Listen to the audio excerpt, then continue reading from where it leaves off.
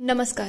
आजच्या भागात जर आपण शॉर्ट विचार केला तर आजच्या भागामध्ये पहिले जानकीला डेटवर नेण्यासाठी तो सगळ्या स्टाफला बरोबर नेतो आणि तिथेच ऋषिकेश आणि मकरंदची खूप छान ओळख होते. नंतर ऋषिकेश जी धडाकेबाज कामगिरी करते. बघूया आजच्या एपिसोडमध्ये काय काय होते. नमस्कार. आजच्या भागात आपण बघणार आहोत जानकी इकडे मकरंद कसा तिच्यावरती ओरडला या सगळ्या गोष्टींचा विचार करत असते. तेव्हा ती विचार करते की मी त्याच्या पर्सनल स्पेसमध्ये आली म्हणून तर त्याला प्रॉब्लेम झाला नसेल ना. तर दुसरीकडे ऐश्वर्या म्हणत असते, डॅडा मी खरंच खूप वैतागलेली आहे, मला असं वाटते मला मुंबईला जायला पाहिजे. तेव्हा ते विचारतात काय झालं, तू तरी ते बिझनेस ओपन करणार होती ना ते तुझ्या मित्राच्या बरोबर.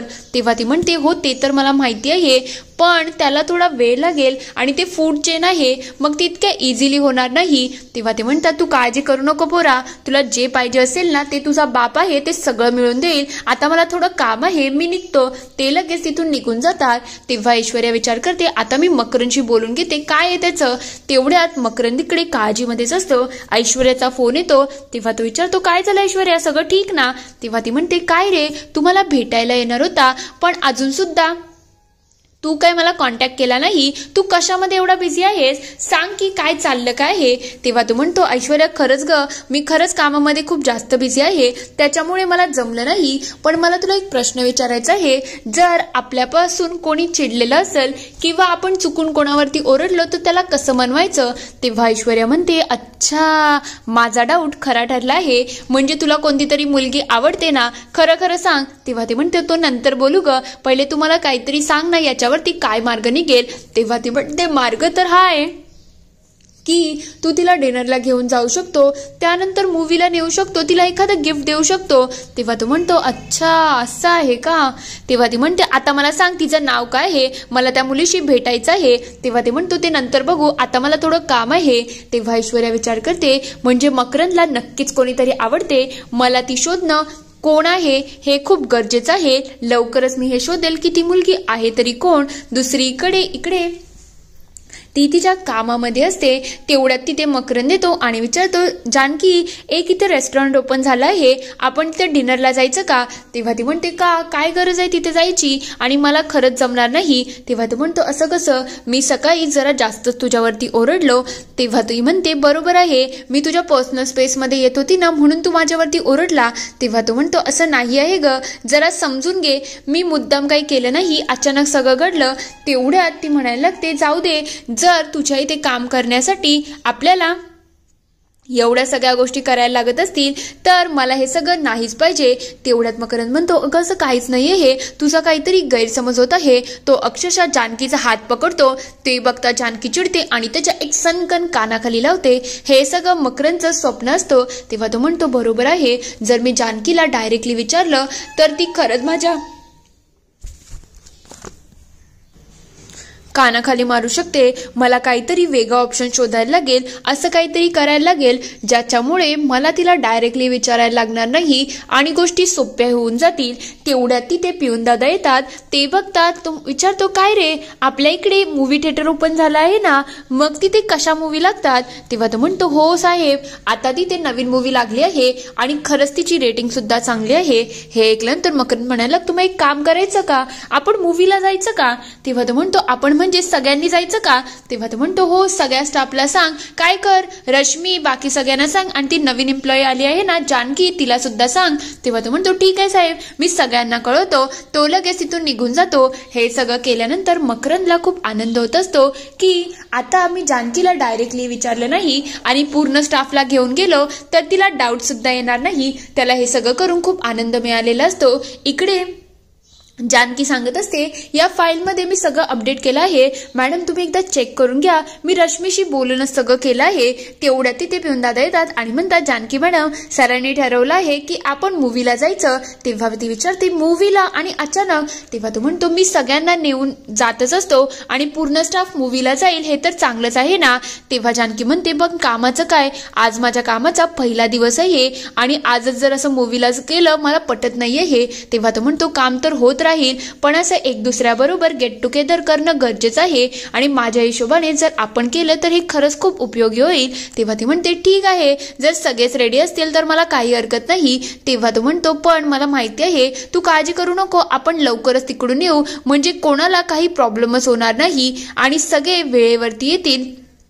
तेव्हा ती म्हणते मग तर काहीच हरकत नाही. सगळे लगेच मूवी डेटसाठी जायला निघतात. तर दुसरीकडे इकडे मूवी थिएटरमध्ये खूप गर्दी असते. ते बघता ऋषिकेश म्हणायला लागतो की खरंच आज मजा येणार आहे. तेव्हा सारंग म्हणतो दादा तू जो पिक्चर आणला आहे ना, यामुळे आपलं प्रॉफिट सुद्धा होईल आणि गावकऱ्यांना आनंद सुद्धा होईल. तेव्हा तो म्हणतो मग गावामध्ये रणदिव्यांची हवा तर असायलाच पाहिजे ना, आपल्याशिवाय कोण गाजणार आहे. तेवढ्यात तिथे मकरंदला बघून ऋषिकेश त्याच्या जवळ जातो आणि म्हणतो काय झालं साहेब, तुम्ही खुश नाही आहेत का. तेव्हा तो म्हणतो एवढी गर्दी बघून कोण कसं खुश होईल, मला तर मूवी बघायची आहे ना. तेव्हा तो म्हणतो मीच इथे मूवी आहे, तुम्ही सांगा ना तुम्हाला काय हवं आहे. तेव्हा तो म्हणतो मी खरं म्हटलं तर माझ्या स्टाफला घेऊन आलो आहे आणि जर मला तिकीट मिळाली नाही तर त्यांच्यासमोर माझा इन्सल्ट होऊ शकतो, म्हणून मला तिकीट हवी आहेत. तेव्हा ऋषिकेश म्हणतो सांगा ना तुम्हाला किती तिकीट हवी आहेत, तुम्ही नका काळजी करू, मी सगळं मॅनेज करतोय. तेव्हा तो म्हणतो जा रे सारंग, तिथे जा आणि तिकीट घेऊन ये. सारंग लगेच जातो आणि तिकीट घेऊन येतो. तेवढ्यात मकरंद म्हणतो खरंच दादा तुम्ही खूप मदत केली, माझं नाव मकरंद आहे, मी इकडे ना इव्हेंट मॅनेजमेंटचा काम करतोय आणि माझी कंपनी सुद्धा आहे. तेव्हा ऋषिकेश म्हणतो हे तर खूप चांगलं आहे आणि खरंच तुम्ही तुमच्या स्टाफसाठी खूप जास्त करत आहात. तेवढ्यात मकरंद म्हणतो पैसे. तेव्हा ऋषिकेश सांगायला लागतो नाही पैशांची काही गरज नाही, तुम्ही तुमच्या स्टाफसाठी एवढं करू शकता तर मी तर एवढं करू शकतो ना. तेव्हा तो म्हणतो हो थँक्यू, आणि तुम्हाला जर काही हवं असेल ना किंवा कोणता इव्हेंट असेल तर मला नक्की कळवा. ते लगेच त्याच्याच्या हात मिळून तिथून निघून जातात. तेवढ्यात सारंग म्हणायला लागतो हे तर खूप छान आहे, पण असेच आपल्या इथे कस्टमर आले तर आपला सुद्धा प्रॉफिट होईल. तेव्हा आपला सौमित्र कुठे आहे, तो काही दिसत नाही. तेव्हा सारंग म्हणतो तो तर लॉचा अभ्यास करत असेल ना. इकडे अवंतिका आणि सौमित्र दोघी घरी यायला निघालेले असतात. तेव्हा सौमित्र म्हणत असतो की मला करिअरमध्ये तुझ्या वडिलांच्या बरोबर असिस्ट करायला मिळालं ना तर खरंच खूप छान असेल. तेव्हा अवंतिका म्हणते पण मला एवढ्या डबक्यात काम करायचं नाही, मला मुंबईला जायचं आहे आणि मोठं वकील व्हायचं आहे. तेव्हा तो म्हणतो ठीक आहे मग मी सुद्धा तुझ्या बरोबरच येईल. तेव्हा ती म्हणते का तू मला का फॉलो करशील, या सगळ्याची गरज नाही. तेवढ्यात तिथे काही गुंड येतात आणि म्हणायला लागतात बघा हाच आहे ना ऋषिकेशचा भाऊ, आता याची खरी मजा येणार आहे, कारण की ऋषिकेशने आपल्या थिएटरमध्ये मराठी मूवी आणला आहे. मग आता त्या थिएटरमध्ये आपण तर गाजणारच आणि याचा भाऊ आहे ना आता यो हिरो होणार आणि ही हिरोईन सुद्धा भारी दिसते ना, मग आता मजा येणार. तेवढ्या ती म्हणते तुम्ही काय बोलताय, हे सगळं काय आहे. तेव्हा ते म्हणतात बरोबर आहे, इकडे लैला मजनू फिरत आहेत, मग त्यांचा पाहुणचार तर घ्यायला पाहिजे ना. तेव्हा अवंतिका म्हणते वाटेल ते बोलू नका. ते अवंतिकाशी जवळीक साधण्याचा प्रयत्न करत असतात. तेवढ्या सौमित्र त्यांच्या अंगावरती धावून जातो आणि एक एक करून सगळ्यांना मारहाण सुरू करतो. तो एक एक करून सगळ्यांना मारायलाच लागतो आणि सगळ्यांना धूल चटवत असतोच. तेवढ्यात एक जण अवंतिकाच्या गळ्यावरती चाकू धरतो आणि ते बघता सौमित्र थोडा घाबरून जातो. तेव्हा तो म्हणतो हे बघ आम्ही सांगतोय तसं कर, नाहीतर या मुलीचा आज आम्ही गेम करू. सौमित्र ते बघून थोडा घाबरून जातो आणि इकडे त्यांच्या इशाऱ्यावरती डान्स करायला लागतो. तेव्हा तो म्हणतो ही मूवी तर खरंच खूप मस्त झाली आहे. तेव्हा ते म्हणतात मूवी नाही, आता तमाशा बनवायचा आणि हा व्हिडिओ आहे ना ऋषिकेशला पाठवू. ते लगेच त्यांच्या कामाला लागतात. अवंतिकाला हे सगळं होत असताना खूप वाईट वाटत असतं. तर दुसरीकडे जानकी थिएटरमध्ये येते आणि म्हणायला लागते आपलं खरंच सगळं व्यवस्थित होईल ना, म्हणजे टाइम तर जास्त लागणार नाही ना, कारण की मला घरी सुद्धा जायचं आहे. तेव्हा मकरंद म्हणतो काहीच उशीर होणार नाही, तू नको काळजी करू, चल पहिले पॉपकॉर्न घे. ती जशीच पॉपकॉर्न घेऊन मागे वळेल तेवढ्यात तिथे ऋषिकेश येतो आणि दोघांच्या अंगावरती पॉपकॉर्नचा पाऊस होऊन जातो.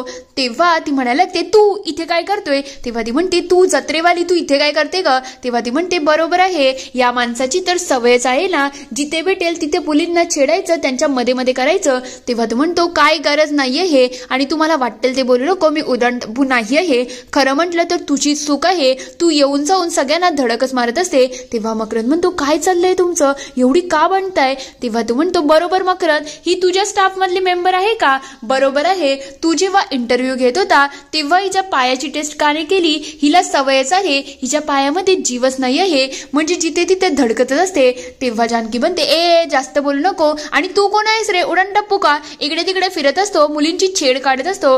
तेव्हा ऋषिकेश म्हणतो, माझ्यावरती वाटेल ते आरोप करू नको. तेव्हा मकरंद म्हणतो, काय चाललं आहे, शांत हो, हे जे होते यांच्याचमुळे आपल्याला मूवी तिकीट मिळाली आहेत. तेव्हा ती म्हणते, अच्छा असं आहे का, मग मला त्या मूवीला यायचंच नाही आहे. तेव्हा तो म्हणतो, बरं आहे, आमच्या डोक्याची शांतता राहील, पण मला असं वाटते तुला बघून ना मकरंद तुझं खूप नुकसान होणार आहे, कारण की असा स्टाफ तुने हायर केला आहे, हिला दररोज एक मूवी दाखवला ना तरी जर डोकं शांत होणार नाही, खरंच डोक्याने कमी आहे ही, त्याच्यामुळे तर हिला अक्कल लावता येत नाही. तेव्हा जानकी त्याच्याकडे खूप रागाने बघायला लागलेली असते. ऋषिकेश चिडून तिथून निघून जातो. तेवढ्यात मकरंद म्हणायला लागतो, बघ तो गेला ना, मग तो तर नको चिडचिड करू. तेव्हा ती म्हणते, बघ बघ तुम्हाला कसा ओरडला, हे काय मला पटलेलं नाहीये हे. तेव्हा मकरंद म्हणतो, आता आपण मूवीला जाऊया, उगाच इथे गोंधळ करून काही उपयोग नाही. ते सगळे लगेच मूवीला निघून जातात. तर तेवढ्यात इकडे ऋषिकेशला एक व्हिडिओ येतो आणि तो व्हिडिओ बघून ऋषिकेश अक्षरशः चिडून गेलेला असतो, कारण की त्या व्हिडिओमध्ये इकडे सौमित्रेला डान्स करायला लावलेला असतो. ऋषिकेश चिडतो आणि म्हणतो, सारंग आत्ताच्या आत्ता इथे ये. इकडे ती माणसं सौमित्रेचा व्हिडिओ काढत असतात. तेवढ्यात ऋषिकेश तिथे येतो. पहिले एक जणाला लाताने उडवतो, तेवढ्यात सौमित्र ही दुसऱ्याला मारायला सुरुवात करतो. एक एक करून सगळ्या गुंडांना अक्षरशः दोघंही धूल चटवतात. आणि तेव्हा ऋषिकेश म्हणायला लागतो, आता इथून हिलले ना तर सगळ्यांना उघडा करून गावावरून गाढवावरून ढकलेल, म्हणून आता तुम्ही जरा शांतच बसा. तेवढ्यात तो विचारतो, ही मुलगी कोण आहे रे सौमित्र. तेव्हा सारंग म्हणतो, मी सांगू का दादा कोण आहे.